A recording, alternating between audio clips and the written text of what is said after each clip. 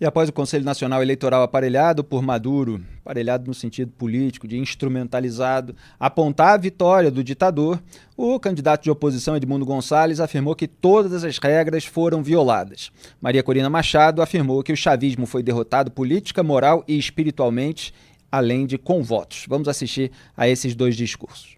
Não solamente los habíamos derrotado política, moral y espiritualmente, hoy los derrotamos con los votos en toda Venezuela. Eso pasó hoy. Nadie se mueve. Nadie se mueve. Y le pido a todas las comunidades de Venezuela que vayan en familia a acompañarlos en todos los centros de votación. En este momento seguimos registrando la victoria de Edmundo González Urrutia en toda Venezuela. Y es abrumadora. Estimados amigos, los venezolanos y el mundo entero sabemos lo que ocurrió en la jornada electoral de hoy. Aquí se han violado todas las normas al punto de que aún no han sido entregadas la mayoría de las actas. Nuestro mensaje de reconciliación y cambio en paz sigue vigente y estamos convencidos de que la gran mayoría de los venezolanos lo aspira igualmente. Nuestra lucha continúa y no descansaremos hasta que la voluntad del pueblo de Venezuela sea respetada. Buenas noches. E o ditador Nicolás Maduro, como sempre, acusou os outros dos golpes que ele comete e afirmou que é preciso respeitar a Constituição. Vamos acompanhar o discurso também. Nosotros somos Bolívar, Zamora, Guaycaipuro, Negro Primero, pero sobre todo somos los hijos de nuestro Señor Jesucristo. Somos el pueblo de Cristo. Quiero agradecer a todo el pueblo cristiano por sus oraciones, por sus bendiciones, por su amor.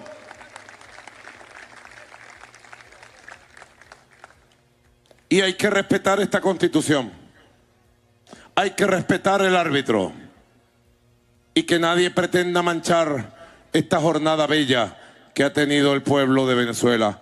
Jornada extraordinaria, única, atípica. Es la jornada que hemos vivido. Soy un hombre de paz. Soy un hombre de diálogo. Nunca, jamás pensé, jamás en estar en cargos públicos de relevancia. Siempre me movió con mucha fuerza el espíritu de luchar por Venezuela. Siempre desde muy joven creí en la revolución socialista. Cuando el comandante Chávez surgió como gran líder de Venezuela, no dudé ni un segundo en seguirlo, en estar a su lado, en apoyarlo.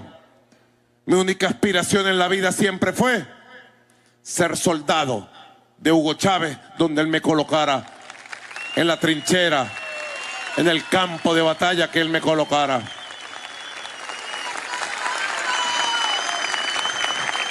Un día me dijo: Nicolás, si de las circunstancias que tengo que enfrentar con la nueva operación quedara imposibilitado de seguir al frente de la presidencia o partiera de esta vida, ahora te toca a ti. Yo les he contado la conmoción que viví y 2 horas después me preguntó: ¿y qué vas a hacer, Nicolás? ¿Qué me responde? Y yo, hasta donde pude hablar, le dije: comandante, cuente usted, se lo juro que yo seré leal a usted hasta más allá de esta vida y que protegeré al pueblo de Venezuela que usted tanto ama. Graeb, eu vejo o Maduro falar e sempre me parece uma sátira feita pelo Monty Python, feita pelo Saturday Night Live, de um ditador latino-americano, mas não, é um ditador latino-americano ali em pessoa, com todo o seu cinismo, com essa dramatização. Então ele virou para mim e disse: Nicolás, vai ser ghost na vida, né? É tragicômico que seja assim e que haja gente, evidentemente, capaz de acreditar numa figura tão canastrona como o Nicolás Maduro. Agora, a gente tem que registrar aqui a nossa diferença em relação a vários outros veículos, que a gente tratou sempre, desde o começo, como farsa eleitoral e não como eleição. Em determinados momentos a gente inclusive falava suposta eleição, porque haveria o processo de votação, mas com uma série de ressalvas que a gente fazia, porque ele escolheu o candidato de oposição, ele impediu duas candidaturas, da Maria Corina Machado, da Corina Iores, fora tudo aquilo que a gente sabe que ele faz na hora que chega, faz o diabo na hora da eleição, para usar aquela expressão que ficou famosa na boca de Dilma Rousseff. O que você destaca de tudo isso que a gente assistiu? Bom, Felipe, eu entendo perfeitamente o seu olhar para o Nicolás Maduro, enxergar uma certa graça nesses... Todos eles são muito caricaturais, né? O Maduro, o Fidel era caricatural, Hugo Chávez era caricatural. Mas olha, de verdade, perdeu a graça já, né? Porque é muito perverso o que esse cara faz com o povo dele.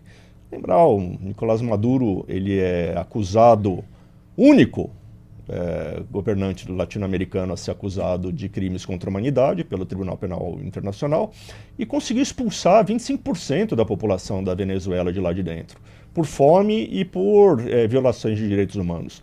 O Nicolás Maduro não é engraçado, ele é um monstro, né? É um monstro e enfim, que mais uma vez está pondo a bota no pescoço dos venezuelanos, né?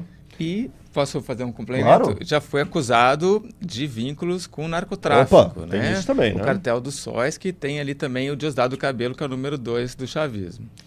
Vive cercado por um bando, né? Uma gangue de militares que ele empoderou e aos quais ele deu cargos de controle sobre as riquezas da Venezuela. A Venezuela foi loteada pelo Maduro.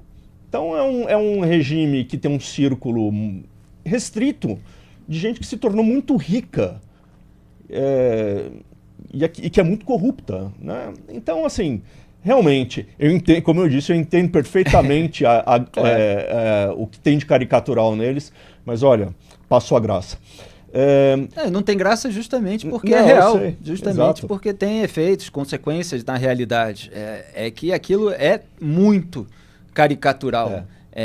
Se fosse só uma grande brincadeira, teria graça, mas não. A gente vê aí uma população oprimida e reprimida. Diga. Eu quero fazer uma observação, né, sobre um dos primeiros vídeos que a gente mostrou aí, que são os vídeos das pessoas fazendo fila logo de madrugada, indo dormir na porta dos locais de votação. É importante destacar isso, porque um dos argumentos que começam a ser usados por aqueles que querem que o Maduro continue no poder é que a participação nas eleições não foi tão alta assim, a oposição não conseguiu fazer os seus apoiadores irem para... Mentira. As pessoas foram para a rua para tirar o Nicolás Maduro do poder. Porque muito se diz, né, que o baixo comparecimento favoreceria o regime. Então esse é o argumento. Foi baixo o comparecimento? Não foi. Esses vídeos todos mostram isso. As pessoas estavam dormindo na porta de sessão de votação. Que nem adolescente vai dormir na porta do show da Taylor Swift. Estavam empenhadíssimos. As pessoas, os venezuelanos, querem tirar o Maduro. Porque não há razões para manter um governo que fracassou de maneira tão grotesca quanto esse governo do Maduro fracassou. Venezuela quer o Maduro fora. Só que o Maduro, por ser um ditador já há bastante tempo, tem medo de ir para a cadeia, tem medo de ser enviado para fora da Venezuela e ser julgado lá em Haia, se sair do poder. Então ele não vai largar o osso, ele e os comparsas dele não vão largar o osso. Os venezuelanos querem o Maduro fora. É ele que se agarra com unhas e dentes ao osso. É isso aí, não tem segurança econômica, jurídica, pública na Venezuela, e a gente viu o êxodo. Aliás, um dos discursos da oposição é justamente para trazer de volta à pátria os nossos filhos e netos, porque são milhões de venezuelanos. Você tinha esse número na cabeça, não, Duda? A gente colocou em alguma matéria de quantos venezuelanos saíram, né? Foram morar em outros lugares. 8 milhões. 8 milhões. Nossa, eu me lembro de muitos anos atrás, quando eu estava em viagem também, morando fora, conheci vários venezuelanos que tinham saído por causa do Hugo Chávez. Lá há muito tempo. Você imagina que só depois só foi aumentando, né? Quem tinha oportunidade acabava saindo. Muita gente que não tinha oportunidade nenhuma ia ali para Roraima. Aqui no norte do Brasil houve toda uma dificuldade, inclusive, de absorver aquela população que estava fugindo da fome na Venezuela, que estava literalmente só com osso ali. A gente tinha aquelas cenas de fila de carne, de resto de caminhão, etc. Você queria complementar? O Grebe comentou essa coisa que o autocomparecimento ajudaria a oposição, né? E por que isso? É porque o Maduro consegue levar ali uns 20% da população para ir votar. É o sujeito que vai meio obrigatório, né? Ele vai num ônibus da ditadura. Se ele não for, ele perde o emprego, ele não recebe mais cesta básica. Então, esse é o número que o Maduro meio que garante. Mas quando você consegue aumentar o comparecimento, aí você consegue fazer com que a população de eleitores seja mais parecida com a população da Venezuela geral, né? No total. E a Maria Corina e o Edmundo conseguiram fazer isso. É o que o Grebe comentou, as pessoas foram votar. E eles tiveram um retorno desse sucesso, né? Porque a hora que saem as atas mostram que as pessoas foram votar e que quem ganhou no centro de votação foi o Edmundo González Urrutia. Deixa eu só explicar um pouquinho o que são essas atas que a Maria Corina fala ali, né? A pessoa vota na tela, sai um recibinho, ela deposita o voto na urna. E no fim do dia, em cada centro de votação, sai uma ata, sai um papelzinho, tipo uma fatura ali, dizendo quanto cada candidato teve. E aí deveria-se, né, segundo a lei, pegar uma cópia dessa ata, entregar isso para as várias pessoas que estão ali, inclusive para o representante da oposição, e aí o sujeito tem uma garantia ali de como foi a votação naquele centro. O que eles fizeram? Eles saíram do centro, tinha gente esperando do lado de fora e eles falaram, eles mostraram a ata, fizeram foto da ata, e todas as atas que se viu mostram o Edmundo González Urrutia à frente. Felipe, não vi uma que mostrava o Maduro na frente. E aí quando sai o resultado do CNE em Caracas, dá a vitória do Maduro. Então, assim, tem uma disparidade enorme entre o que as atas revelaram e o que a divulgação do CNE depois. Então, essa é a principal evidência que teve fraude, né? Claro que a oposição diz que só teve acesso a 40% das atas, né? Então, que é um abuso isso daí, eles deveriam ter acesso a 100%. Mas ainda assim, a partir desses 40%, você vê que realmente teve um problema aí na contagem, se é que teve alguma contagem, né? Lembrando, né, Duda e Felipe, que as pesquisas independentes, né, que foram feitas antes da votação, todas elas indicavam uma vitória da oposição por uma larga margem. Então, quer dizer, você junta as duas coisas e a dúvida é absoluta em relação a esse resultado de 51% pró-Maduro e apenas 44% pró-Urrutia, né? E sendo essa distância ali de 7 pontos percentuais, ainda ficou a questão, porque foi dito que faltavam 20% das urnas para serem apuradas, quando eles consideraram esse resultado irreversível, 20% dos votos totais, na verdade.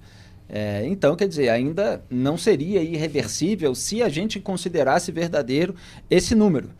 O ex-presidente da Bolívia, o Jorge Quiroga, que tem aquele apelido Tuto Quiroga, ele estava falando a respeito disso, né, que faltou ali a matemática básica para o regime, etc. Fez críticas bastante incisivas sobre a fraude mais grosseira da história democrática da América Latina, chamou, como vocês estavam falando, de envolvimento com drogas, o Nicolás Maduro de narco-tirano, também se referiu ao presidente do Conselho Nacional Eleitoral, o Elvis Amoroso, que a gente vai ver em instantes como um delinquente, que foi aí de madrugada aparecer para consolidar essa fraude que ele está apontando.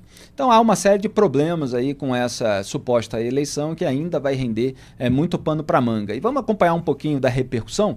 O Antônio Ledesma, ex-prefeito de Caracas, perseguido pela ditadura do Maduro, aliás, chegou a ser preso e depois se exilou, afirmou que a oposição não vai se render e convocou uma manifestação para a noite dessa segunda-feira. Vamos assistir. Aquí nadie se rinde. Ahora más que nunca a luchar por la victoria. Edmundo González es el presidente electo de los venezolanos. Así lo decidió masivamente nuestro pueblo. El pueblo se respeta porque el pueblo es el que elige, es el que decide y es el que manda. Por eso, ahora más que nunca, a continuar la lucha. Nunca será una alternativa rendirse y mucho menos claudicar. Ahora que tenemos el respaldo de la inmensa mayoría de los venezolanos y un presidente electo y una líder comprometida con la verdad que la va a defender hasta con su propia vida. Esta noche, a las 7, esperamos en Puerta del Sol. Los venezolanos siempre dando un paso al frente. E o presidente do Conselho Nacional Eleitoral, Elvis Amoroso, de quem eu falei há pouco, que foi quem apareceu para dar o resultado da suposta eleição, né, o resultado entre aspas, ele pediu naquele momento à Procuradoria-Geral da República da Venezuela, comandada por Tarek William Saab, uma investigação sobre ações terroristas mirando opositores de Maduro. Na verdade, ele pediu a investigação e o PGR, no dia seguinte, em um dia só, eu estava até quase ironizando na rede social, Greg, porque me parece que ele bateu o recorde da PGR do Augusto Aras, quando foi ali denunciar o Sérgio Moro por uma piada de prisão de barraquinha de festa junina, 3 dias depois de uma representação feita pelo Gilmar Mendes. Não, o PGR da Venezuela foi em menos de um dia. Quer dizer, o resultado suposto, né, da eleição saiu ali por volta de 1h da manhã, na tarde seguinte, ele já estava denunciando 3 opositores. Então vamos assistir em primeiro lugar o pedido da investigação e repito o que eu falei em relação ao Maduro. Parece que a gente está assistindo a uma sátira, mas essas pessoas são reais e elas têm poder naquele país. Olha só. Queremos informar también que hemos solicitado de inmediato al fiscal general de la República se inicie una investigación sobre las acciones terroristas perpetradas contra nuestro sistema electoral y contra los centros de votación y contra también de funcionarios electorales. Hacemos un llamado a todos y todas los venezolanos para que se respete la Constitución y las leyes de la República y el mandato del pueblo expresado en las máquinas de votación, así como la paz en todo nuestro territorio. A quienes participaron en la contienda, el reconocimiento de las autoridades del Consejo Nacional Electoral. En las próximas horas estarán disponibles en la página web del Consejo Nacional Electoral los resultados mesa por mesa, tal como históricamente se ha hecho gracias al sistema automatizado de votación. A gente ainda não viu essas atas todas, resultado mesa por mesa, está havendo uma cobrança por parte da oposição e por parte de autoridades estrangeiras também. Horas depois desse discurso, o PGR da Venezuela acusou Lester Toledo, Leopoldo Lopes e Maria Corina Machado, parece que são os suspeitos de sempre, de envolvimento no alegado ataque ao sistema de transmissão do CNE. É a narrativa usada pela ditadura Maduro para acobertar a paralisação da contagem de votos na farsa eleitoral venezuelana. Vamos acompanhar a fala do PGR e olha, é bom lembrar o histórico, esse aí era chamado de o poeta da revolução pelo Hugo Chávez e já vem há anos perseguindo os opositores. Olha só o tom. Imagine aqui, no Brasil, o procurador-geral falar dessa maneira sem qualquer tipo de apresentação de prova. Não é que não aconteça de forma que a gente critique. Acontece, mas é ainda mais caricato, a mais caricata postura do Tarek. Pode soltar. Quiero añadir con respecto al ataque sufrido anoche por el sistema de transmisión de datos del CNE, que ya este Ministerio Público tiene los avances preliminares, donde quiénes y cómo están presuntamente involucrados en estos hechos. Según la información que este Ministerio Público ha recabado, el ataque habría sido realizado desde Macedonia del Norte y habría tenido la intención de manipular los datos que se estaban recibiendo en el CNE. Afortunadamente, esta acción fue detenida, fue evitada. Sin embargo, lograron pausar, lograron ralentizar, como se dice, es decir, que se tardara unas horas más la lectura del boletín final de los resultados que por su porcentaje numérico eran irreversibles. Pero ellos no querían ralentizar, ellos querían era adulterar desde este sitio que mencionó las propias actas de votación del sistema automatizado. Tenemos ubicado e identificado el principal líder de esta acción. Según la información clasificada que hemos recibido, dicho sujeto se llama Lester Toledo, tristemente célebre, recordado y repudiado en este país, y hoy prófugo de la justicia.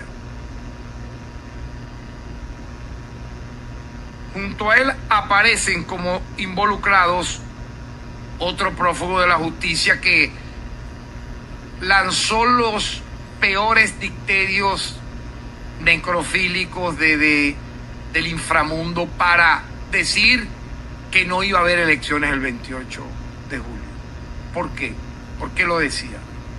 ¿Cuál era el plan que tenían para decir eso una y otra vez? Me estoy refiriendo al prófugo de la justicia Leopoldo López. Y obviamente está involucrada la señora María Corina Machado. Estos tres aparecen como los principales responsables de esta acción que estoy denunciando como fiscal general de la República.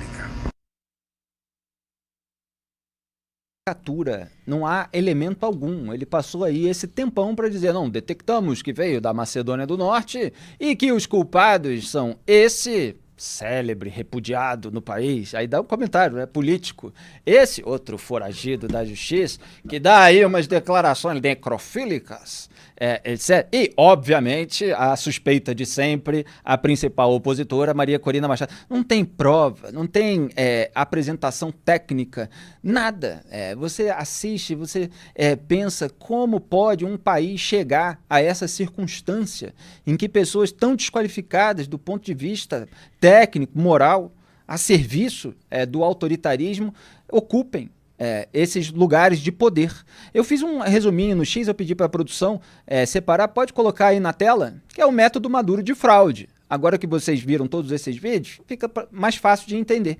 Expulsar fiscais, interromper transmissão de dados do sistema eleitoral em caso de derrota iminente, anunciar a vitória, entre aspas, sem exibir atas, alegar que ataques terroristas causaram a interrupção, pedir ao PGR investigação do caso e acusar opositores. Você tem aí todo o mecanismo utilizado nessa ocasião. Duda Teixeira, quer falar? Duas coisinhas aí que eu acho que é interessante. Uma que, obviamente, a oposição não teria qualquer razão para atrapalhar essa apuração, né? A oposição é que mais estava querendo que a coisa toda funcionasse. Então não faz nenhum sentido essa acusação. E o outro ponto que também não faz o menor sentido é que a acusação é de que teve um problema na transmissão dos resultados das atas para o CNE. Exato. Só que não tem como hackear esse sistema, porque as urnas, assim como as urnas brasileiras, não estão na internet, não tem como você fazer um ataque às urnas. A urna se comunica por uma ligação criptografada. É um sistema diferente. Então, assim, você dizer que teve um ataque hacker também não faz o menor sentido, muito menos também que é um ataque da oposição. Grebe, quer destacar alguma coisa de todo esse circo? Quando você cria um enredo com detalhes específicos demais, né? Tipo, veio da Macedônia do Norte. Em menos de 3 horas descobrimos todo o trajeto do ataque. Você pode ter certeza, não faz sentido. Né? Esses detalhes que supostamente servem para dar credibilidade à narrativa demonstram. São fantásticos demais para serem verdade. Pelo amor de Deus. Talvez não chegue nem a ser detalhe, né? Um nome, sem qualquer tipo de detalhamento a respeito do envolvimento. Quer dizer, por que chegaram a esses 3 nomes de oposição, se não pelo fato de que são opositores e eles querem incriminar os opositores. Em nota divulgada nesta segunda-feira, o Itamaraty disse que está acompanhando com atenção o processo de apuração. Aspas, o governo brasileiro, o governo Lula, saúda o caráter pacífico da jornada eleitoral de ontem na Venezuela e acompanha com atenção o processo de apuração. Reafirma ainda o princípio fundamental da soberania popular a ser observado por meio da verificação imparcial dos resultados. Aguarda, nesse contexto, a publicação pelo CNE de dados desagregados por mesa de votação, passo indispensável para a transparência, credibilidade e legitimidade do resultado do pleito. Fecho aspas. Só aguarda, não critica absolutamente nada. Agora, pelo menos, não saiu de cara endossando. Por quê? Porque a pressão internacional está muito alta. E tem aqui a questão interna, a eventual perda de popularidade do Lula com o eleitorado, a eventual perda de popularidade dele com parlamentares, que podem retaliar, não aceitando projetos do governo. Então, é uma posição muito leve, mas pelo histórico do petismo podia ainda ser pior. Vamos ver como é que eles vão sair dessa enrascada em que se meteram, porque dão apoio histórico à ditadura chavista. E o assessor especial da presidência, Celso Amorim, afirmou nessa segunda, em entrevista para o G1, que será cauteloso com o resultado divulgado pelo CNE. Abre aspas. O fato principal que nos leva a ser cauteloso é que não deram resultado público mesa por mesa, porque o que o governo deu até agora é um número, mas tem que mostrar como chegou nesse número, ata por ata. Não sou daqueles que reconhece tudo que é dito, mas também não vou entrar numa de dizer que foi fraude. É uma situação complexa e queremos um regime democrático para a Venezuela de forma pacífica. Não houve, que eu saiba, nenhum grande incidente, mas vamos esperar, pois o governo prometeu que daria acesso às atas. Fecho aspas. Eu até ironizei o Celso Amorim, que ele falou, não vou entrar numa de dizer que é fraude, o lulismo não vai entrar numa de dizer a verdade. Duda Teixeira. Bom, essa nota do Itamaraty fala aí que foi um processo pacífico, mentira. A eleição na Venezuela é praticamente uma operação militar, as pessoas vão votar, tá cheio de militar, caminhão, blindado. O Diosdado Cabello manda os motorizados coletivos, né, que são aqueles motoqueiros armados, para assustar as pessoas que estavam ali aguardando do lado de fora. Então não teve nada de pacífico. Agora, essa posição é interessante de cobrar as atas, né? Isso o Celso Amorim está fazendo, está certo em fazer isso, e não é só ele que está fazendo. O presidente do Paraguai, Santiago Penha, está cobrando as atas. O presidente do Uruguai, Luiz Lacalle Pou, está cobrando as atas. O Antônio Guterres, da ONU, também. O José Borrell, também da União Europeia. O Centro Carter, dos Estados Unidos. O Gabriel Boric, do Chile. Está todo mundo pedindo. Fala assim, Maduro, você quer que a gente reconheça essas eleições? Ok, mas mostra as atas. Porque a hora que tiver as atas, dá para saber se o resultado está certo ou não. E o Maduro não fez isso até hoje. E hoje, lá no CNE, ele pegou e disse que ele ganhou, né? Teve uma cerimônia lá para dizer, olha, já ganhei, a história acabou. Mas a história não acabou.